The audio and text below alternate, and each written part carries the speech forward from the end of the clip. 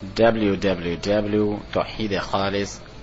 tawheedkhalis.com شیخ رحمہ اللہ فرماتے ہیں وذلك بمعرفة 4 قواعد ذكرها الله تعالى في كتابه.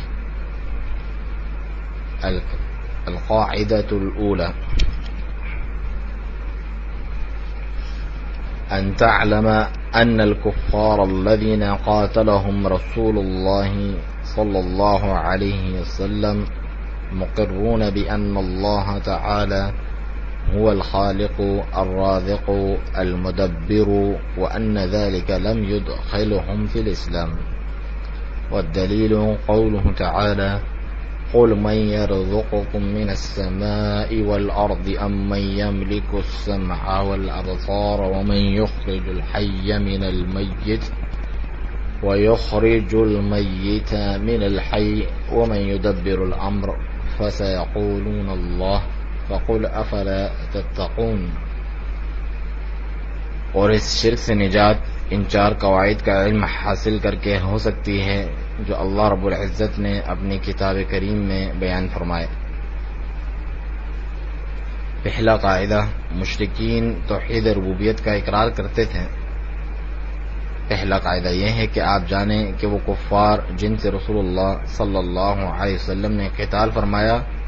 اس بات کا اقرار کرتے تھے کہ اللہ تعالی ہی خالق، رازق اور مدبر ہے، لیکن محض اس اقرار نے انہیں اسلام میں داخل نہ کیا، جس کی دلیل اللہ تعالی کا ارشاد ہے قل من یرزقکم من السماء والارض. اے نبی صلی اللہ علیہ وسلم آپ فرما دیجئے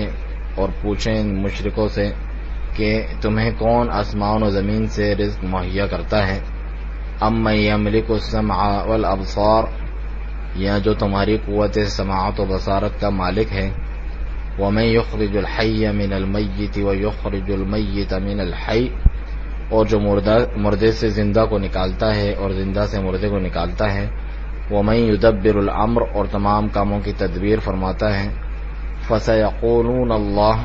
فقل افلا تتقون، یہ سورہ یونس کی آیت 31 ہے. چنانچہ فرمایا فسیقولون اللہ فقل افلا تتقون، تو وہ کہیں گے کہ وہ فوراً اس بات کا جواب دیں گے، تو عن قریب آپ سے کہیں گے کہ یہ سب کام تو اللہ تعالیٰ کرتا ہے. پھر آپ ان سے کہہ دیجئے تم پھر اس سے ڈرتے کیوں نہیں ہو، اس کے ساتھ شرک کرتے ہو. اور اس کی شرح میں شیخ صالح الفوزان حفظہ اللہ فرماتے ہیں القاعدۃ الاولی، پہلا قاعدہ یہ ہے کہ آپ جانیں کہ بے شک وہ کفار جن سے رسول اللہ صلی اللہ علیہ وسلم نے قتال کیا وہ اس بات کا اقرار کرتے تھے توحید ربوبیت کا. اس کے باوجود توحید ربوبیت کے اقرار کے باوجود اس چیز نے انہیں اسلام میں داخل نہیں کیا، اور نہ ہی اس کی وجہ سے ان کی جان اور مال جو ہے حرام ہوئی. جو اس بات کی دلیل ہے کہ توحید محض ربوبیت کا اقرار نہیں ہے، اور شرک محض ربوبیت میں شرک نہیں، بلکہ لوگوں میں سے، مخلوق میں سے کوئی بھی ایسا نہیں تھا جو ربوبیت میں شرک کرتا ہو سوائے شاذ و نادر کچھ لوگوں کے، ورنہ تو تمام امتیں توحید ربوبیت کا اقرار کرتی آئی ہیں. اور توحید ربوبیت کا معنی ہے اقرار کرنا اس بات کا کہ اللہ تعالی خالق ہے، رازق ہے، محیی و ممیت ہے، یعنی زندگی اور موت کا مالک ہے، اور مدبر ہیں. یا پھر اس سے بھی مختصر عبارت میں یوں کہہ لیجئے کہ توحید الربوبیہ ہوا افراد اللہ تعالی بافعالہ سبحانہ وتعالی. توحید ربوبیت یہ ہے کہ اللہ سبحانہ و تعالی کو اس کے افعال میں اکیلا تسلیم کرنا، مخلوق میں سے کسی نے بھی کبھی یہ دعویٰ نہیں کیا کہ کوئی دوسری ہستی بھی ہے جو اللہ سبحانہ و تعالی کے ساتھ پیدا کرتی ہے یا رزق دیتی ہے یا زندگی اور موت دیتی ہیں، بلکہ مشرکین اس بات کا اقرار کرتے تھے کہ اللہ سبحانہ و تعالی ہی بے شک خالق ہے، رازق ہے، زندگی دیتا ہے اور موت دیتا ہے اور مدبر ہے۔ فرمان باری تعالی ہے وَلَئِن سَأَلْتَهُم مَّنْ خَلَقَ السَّمَاوَاتِ وَالْأَرْضَ لَيَقُولُنَّ اللَّهُ، سورہ لقمان آیت 25 اور سورہ زمر آیت 38 میں اگر آپ ان سے پوچھ لیں کہ آسمانوں اور زمین کو کس نے پیدا کیا تو یہ ضرور جواب دیں گے کہ اللہ تعالی نے۔ دوسری آیت میں فرمایا قُلْ مَن رَّبُّ السَّمَاوَاتِ السَّبْعِ وَرَبُّ الْعَرْشِ الْعَظِيمِ، سورہ مؤمنون آیت 86 میں آپ کہیے ان سے کہ ساتوں آسمان کا اور عرش عظیم کا رب کون ہے اگر تم جانتے ہو، تو آپ سورہ مؤمنون کی جو آخری آیات ہیں، آخر کی کچھ آیات ہیں، ان کو پڑھ دیکھیے تو آپ یہ پائیں گے کہ جو مشرکین تھے وہ توحید ربوبیت کا اقرار کرتے تھے۔ اسی طریقے سے سورہ یونس میں آیت نمبر 31 میں فرمایا قُلْ مَن يَرْزُقُكُم مِّنَ السَّمَاءِ وَالْأَرْضِ، آپ ان سے پوچھئے تو صحیح کہ کون تمہیں آسمان اور زمین سے رزق دیتا ہے، أَمَّن يَمْلِكُ السَّمْعَ وَالْأَبْصَارَ، یا کون جو ہے تمہاری سماعت اور بصارت کا مالک ہے، وَمَن يُخْرِجُ الْحَيَّ مِنَ الْمَيِّتِ وَيُخْرِجُ الْمَيِّتَ مِنَ الْحَيِّ، اور کون ہے جو مردہ سے زندہ کو نکالتا ہے اور زندہ سے مردہ کو،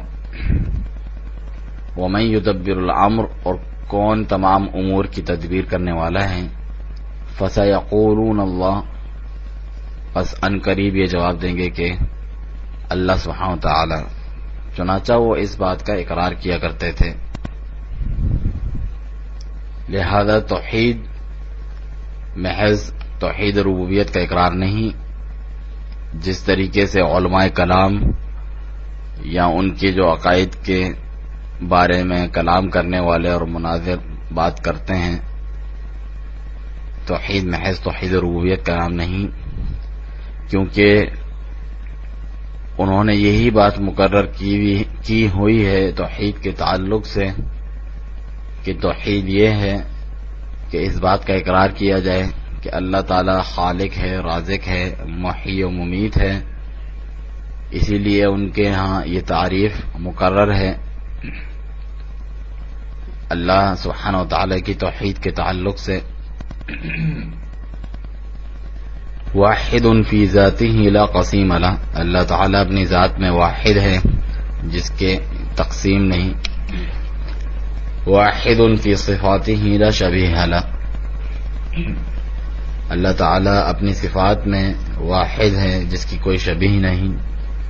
واحد فی افعالہ لا شریک لہ، اللہ تعالی اپنے افعال میں بھی اکیلا ہے جس کا کوئی شریک نہیں۔ اور یہی تو توحید ربوبیت ہے۔ اگر آپ ان کی کتابوں میں سے علماء کلام جو ہیں ان کی کتابوں میں سے کسی بھی کتاب کی طرف رجوع کریں اور دیکھ لیں تو آپ انہیں پائیں گے کہ وہ توحید ربوبیت سے ہی باہر نہیں نکلتے، حالانکہ یہ وہ توحید نہیں جس کے ساتھ اللہ سبحانہ و تعالی نے اپنے رسولوں کو مبعوث فرمایا تھا، اور محض اس کا اقرار جو ہے اپنے اقرار کرنے والے کو فائدہ نہیں پہنچا سکتا، کیونکہ اس کا اقرار تو مشرکین اور جو کافروں کے سردار تھے وہ بھی کیا کرتے تھے، لیکن اس چیز نے اور اس اقرار نے انہیں کفر سے باہر نہیں نکالا اور انہیں اسلام میں داخل نہیں کیا۔ تو یہ بہت عظیم غلطی ہے۔ جو شخص یہ اعتقاد رکھتا ہے یعنی توحید ربوبیت کا، تو اس کا اعتقاد ابو جہل اور ابو لہب سے کچھ بڑھ کر نہیں ہے۔ اور جس چیز پر آج بہت سے دانشور قسم کے لوگ ہیں وہ یہی توحید ربوبیت کا اقرار ہے فقط، اور وہ توحید الوہیت جو ہے اس کا کوئی اہتمام نہیں کرتے، اور یہ عظیم غلطی ہے توحید کے جو معنی ہے، جو مسمى ہے توحید کا، اس کی تعریف کے تعلق سے۔ جبکہ جو شرک ہے اس کے تعلق سے یہ لوگ کہتے ہیں ہوا انت عقیدہ، وہ یہ ہے کہ تم یہ عقیدہ رکھو ان احدا یخلق مع اللہ، کہ کوئی اللہ تعالی کے ساتھ پیدا کرتا ہے یا رزق دیتا ہے۔ حالانکہ یہ ایسی بات ہے جو کہ ابو جہل یا ابو لہب تک نے نہیں کہی تھی، انہوں نے یہ نہیں کہا تھا کہ کوئی اللہ تعالی کے ساتھ جو ہے پیدا کرتا ہے یا رزق دیتا ہے، بلکہ وہ اس بات کا اقرار کرتے تھے کہ اللہ تعالی ہی خالق ہے، رازق ہے، زندگی موت کا مالک ہے۔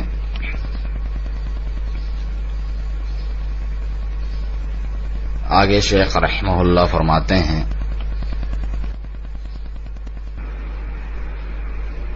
القاعدة الثانية أنهم يقولون ما دعوناهم وتوجهنا إليهم إلا لطلب القربة والشفاعة، فدليل القربة قوله تعالى والذين اتخذوا من دونه أولياء ما نعبدهم إلا ليقربونا إلى الله زلفى إن الله يحكم بينهم فيما هم فيه يختلفون إن الله لا يهدي من هو كاذب كفار. ودليل الشفاعة قوله تعالى ويعبدون من دون الله ما لا يضرهم ولا ينفعهم ويقولون هؤلاء شفعاء عند الله. فالشفاعة شفاعتان، شفاعة منفية وشفاعة مثبتة. فالشفاعة المنفية ما كانت تطلب من غير الله فيما لا يقدر عليه إلا الله. والدليل قوله تعالى يا أيها الذين آمنوا أنفقوا مما رزقناكم من قبل أن يأتي يوم لا بيع فيه ولا خلة ولا شفاعة والكافرون هم الظالمون. فالشفاعة المثبتة هي التي تطلب من الله، والشافع مكرم بالشفاعة والمشفوع له من رضي الله قوله وعمله بعد الإذن، كما قال تعالى من ذا الذي يشفع عنده إلا بإذنه. دوسرا قاعدہ، مشرکین اولیاء و صالحین کو محض بطور وسیلہ پکارتے تھے۔ چنانچہ دوسرا قاعدہ یہ ہے کہ وہ مشرکین عرب کہا کرتے تھے ہم انہیں یعنی انبیاء اور اولیاء کو محض اسی لیے پکارتے ہیں اور ان کی جانب متوجہ ہوتے ہیں تاکہ یہ ہمیں اللہ تعالی کے قریب کر دیں اور اس کے پاس ہماری شفاعت کریں۔ قربت کی دلیل اللہ تعالی کا یہ فرمان ہے کہ الا للہ الدین الخالص والذین اتخذوا من دونه اولیاء، اور جنہوں نے اللہ تعالیٰ کے سوا اور اولیاء بنا رکھے ہیں وہ کہتے ہیں ما نعبدهم الا لیقربونا الی اللہ زلفی، ہم ان کی عبادت نہیں کرتے مگر صرف اسی لیے کہ یہ ہمیں اللہ تعالیٰ کے قریب کر دیں۔ ان اللہ یحکم بینہم فیما ہم فیہ یختلفون، اللہ تعالیٰ یقیناً ان کے درمیان فیصلہ فرما دے گا ان چیزوں کے بارے میں جس میں اختلاف کر رہے ہیں۔ ان اللہ لا یہدی من هو کاذب کفار، بے شک اللہ تعالیٰ اسے ہدایت نہیں دیتا جو بہت جھوٹا اور ناشکرا ہو۔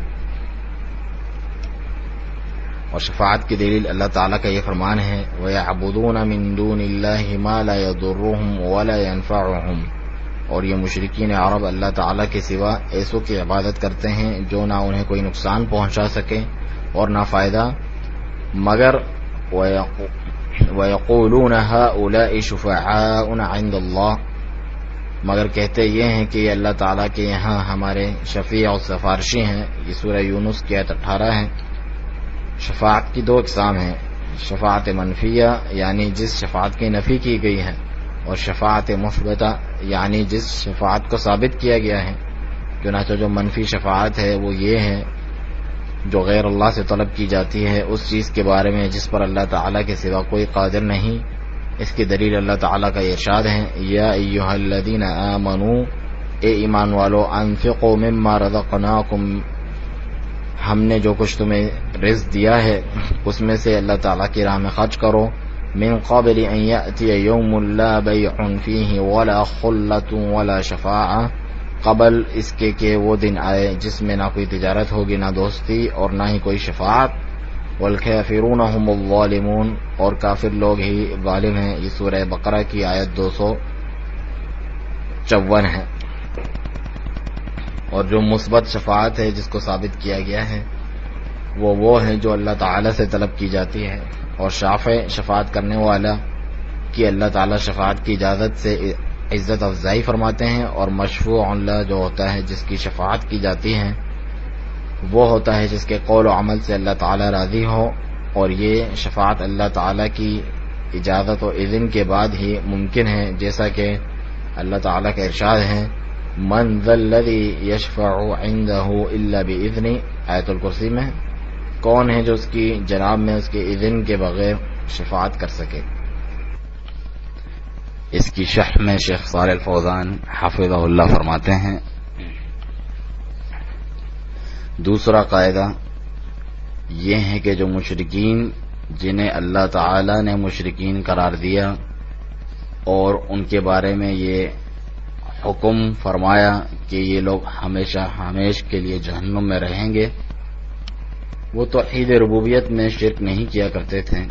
بلکہ وہ الوہیت میں شرک کیا کرتے تھے۔ وہ یہ نہیں کہا کرتے تھے کہ ان کے جو الہہ ہیں، معبودات ہیں، وہ پیدا کرتے ہیں یا رزق دیتے ہیں اللہ تعالی کے ساتھ،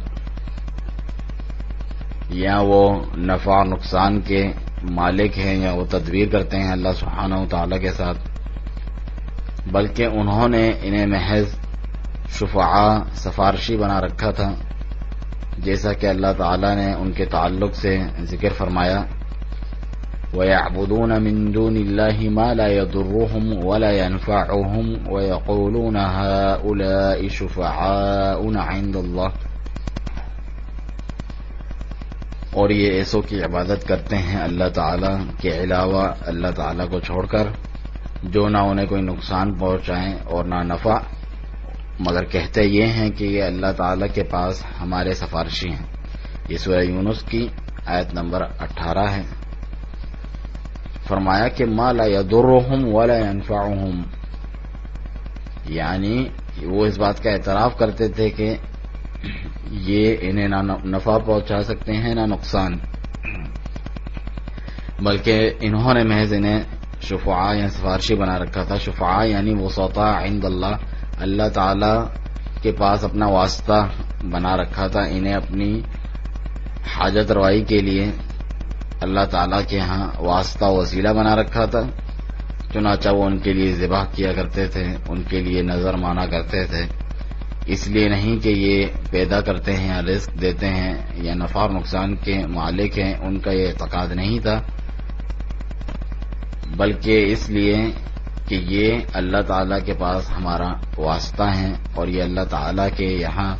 ہماری سفارش کرنے والے ہیں۔ یہ تھا مشرکین کا عقیدہ۔ اور اگر آج آپ کسی بھی قبر پرست سے جو ہے مناقشہ کر کے دیکھ لیں تو وہ بھی یہی مقالہ کہے گا، بالکل 100% یہی بات کہے گا کہ میں جانتا ہوں کہ یہ فلاں ولی جو ہے یا جو فلاں نیک انسان ہے وہ کوئی نفع اور نقصان کا مالک نہیں ہے، لیکن وہ ایک نیک صالح انسان ہے، اور میں اس سے یہ چاہتا ہوں کہ وہ اللہ تعالی کے حضور میری شفاعت کرے۔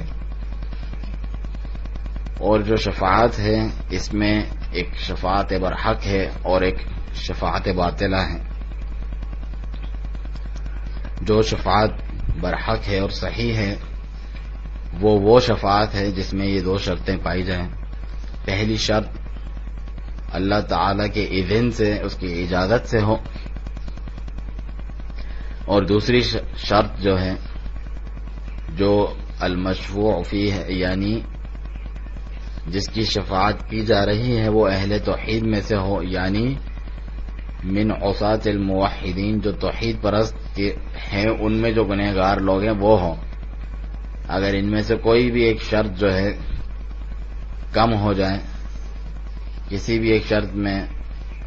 خلل پایا جائے تو وہ شفاعت جو ہے باطل ہوگی۔ اللہ تعالیٰ کا فرمان ہے من ذا الذی یشفع عندہ الا باذنہ، سورہ بقرہ آیت 255 میں، کہ وہ کون ہے جو اللہ تعالیٰ کے ہاں شفاعت کر سکے بغیر اس کے اذن اور اجازت سے۔ اور سورہ انبیاء آیت 28 میں فرمایا ولا یشفعون الا لمن ارتضی، اور یہ سفارش نہیں کرتے مگر صرف انہی کی جن سے اللہ تعالیٰ راضی ہو۔ اور وہ کون ہیں؟ وہ توحید والوں کے جو گنہگار لوگ ہیں وہ ہیں، لیکن جو کفار اور مشرکین ہیں فما تنفعهم شفاعت الشافعین، ایسے لوگوں کو شفاعت کرنے والوں کی شفاعت کوئی فائدہ نہیں پہنچا سکتی۔ فرمان باری تعالی ہے وما للظالمین من حمیم ولا شفیع یطاع، سورہ غافر آیت 18 میں، کہ ظالموں کے لیے نہ کوئی ہمدرد دوست ہوگا اور نہ ہی کوئی ایسا سفارشی جس کی جو ہے سفارش سنی جائے اور مانی جائے۔ بس یہ جو لوگ ہیں انہوں نے بس شفاعت کا نام سن لیا ہے، اس کے معنی کو ہرگز نہیں جانتے، اسی لیے جا کر یہ لوگ اسے اللہ کے علاوہ غیروں سے طلب کرتے ہیں، بلکہ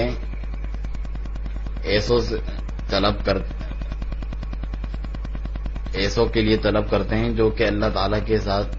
شرک کرتے ہیں، جنہیں شفاعت کرنے والوں کی شفاعت جو ہے ہرگز فائدہ نہیں پہنچا سکتی۔ چنانچہ یہ لا علم ہے اور جہالت کا شکار ہے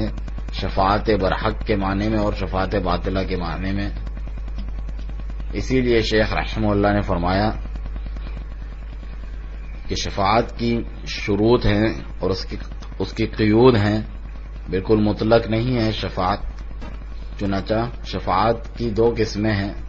ایک وہ شفاعت ہے جس کی اللہ سبحانہ و تعالی نے نفی کی ہے، اور وہ شفاعت ہے جو اللہ تعالی کے اذن کے بغیر ہو، کوئی بھی اللہ تعالی کے حضور اس کی اجازت کے بغیر شفاعت نہیں کر سکتا۔ اور مخلوق میں سے سب سے افضل خاتم النبیین محمد رسول اللہ صلی اللہ علیہ وسلم بھی جب شفاعت کا ارادہ کریں گے اہل محشر کے لیے قیامت کے دن، تو پہل اللہ سبحانہ تعالیٰ کے حضور سجدے میں گر جائیں گے، اپنے رب کے حضور، اور اس سے دعا کریں گے، اس کی حمد و ثنا بیان کریں گے، اور آپ سجدے میں پڑے رہیں گے یہاں تک کہ اللہ تعالیٰ فرمائیں گے ارفع راسک، آپ اپنا سر اٹھائیے، وقل تسمع، اور کہیے آپ کی بات سنی جائے گی، واشفع تشفع، اور شفاعت کیجیے آپ کی شفاعت قبول کی جائے گی۔ یہ صحیح بخاری اور مسلم کی حدیث ہے۔ چنانچہ کوئی بھی اللہ تعالیٰ کے یہاں اس کے اذن کے بغیر شفاعت نہیں کر سکتا۔ جو شفاعت مثبتہ ہے جس کو ثابت کیا گیا ہے وہ یہ ہیں جو کہ اہل توحید کے لیے ہوگی، جبکہ جو مشرک ہے اس کو شفاعت فائدہ نہیں پہنچا سکتی۔ جو لوگ قبروں اور مزاروں پر چڑھاوے چڑھاتے ہیں، وہاں نظر نیاز کرتے ہیں، ایسا شخص تو مشرک ہے جسے شفاعت کرنے والے کی شفاعت کوئی فائدہ نہیں پہنچا سکتی۔ خلاصہ یہ ہے کہ جو منفی شفاعت ہے وہ ہیں جو اللہ تعالیٰ کے اذن کے بغیر طلب کی جائے یا پھر کسی مشرک کے لیے طلب کی جائے، اور جو ثابت شدہ شفاعت ہے وہ ہے جو اللہ تعالیٰ کے اذن کے بعد ہو، اور ہو بھی اہل توحید کے گنہگاروں کے لیے۔